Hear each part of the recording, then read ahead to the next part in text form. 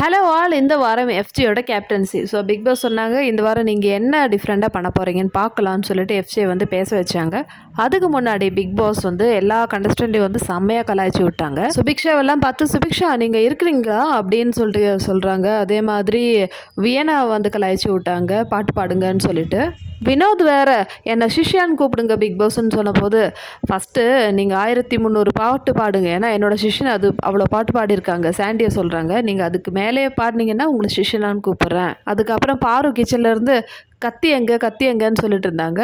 அதுக்கு வந்து big pass சொல்கிறாங்க, அது நீங்களே சொல்கிறீங்களே பாருன்னு சொல்லிட்டு பாருவை கலாய்ச்சி விடுறாங்க. இந்த மாதிரி எல்லாரையும் வந்து ரொம்ப என்டர்டெயின்மெண்ட் பண்ணுறாரு. ஏன்னா நேற்று அவ்வளோ வாங்கினாங்கல்ல.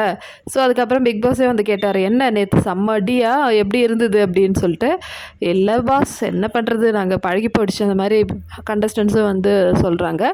ஸோ இப்போ வந்து நம்ம எஃப்ஜே வந்து பேச வைக்கலாம். எஃப்ஜே, நீங்கள் வந்து வெடலை பையனாக இல்லாமல் உங்களுடைய இந்த கேப்டன்சி வந்து ரொம்ப சீரியஸாக இருக்கும் நான் நினைக்கிறேன்னு சொல்லிட்டு எஃப்ஜே கிட்ட கேட்குறாங்க. அதுக்கப்புறம் விக்ரம வேற கலாய்ச்சாங்க. போன வாரம் இது மாதிரி தான் வந்து ஒருத்தர் வந்து சத்தியம் பண்ணி கொடுத்தாரு, ஆனால் அவர் வந்து பாதியிலே போயிட்டாருன்னு சொல்லிட்டு விக்ரமை பற்றி கலாய்க்கிறாங்க. ஸோ விக்ரமோட ஹோட்டல் டாஸ்க்கு.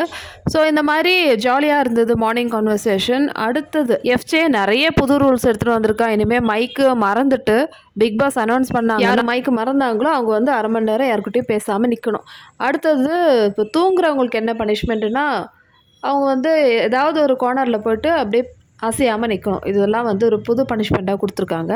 இந்த மாதிரி நிறைய பனிஷ்மெண்ட்டாக இருக்கும். அதே மாதிரி இந்த வாரம் வந்து நம்ம பிக் பாஸோட கலைக்கல்லூரியாக ஆர்ட் ஸ்கூலாக இருக்கும். ஏன்னா எல்லாருமே வந்து பெர்ஃபார்ம் பண்ணோம், எல்லாருமே வந்து யாரெல்லாம் வந்து இன்ட்ரெஸ்டடாக இருக்காங்களோ அவங்களாம் வந்து பெர்ஃபார்ம் பண்ணுங்கள், பாட்டு டான்ஸு எதுவாக இருந்தாலும் நீங்கள் பண்ணலான்னு சொல்லிட்டு எஃப்ஜே வந்து சொல்கிறாங்க.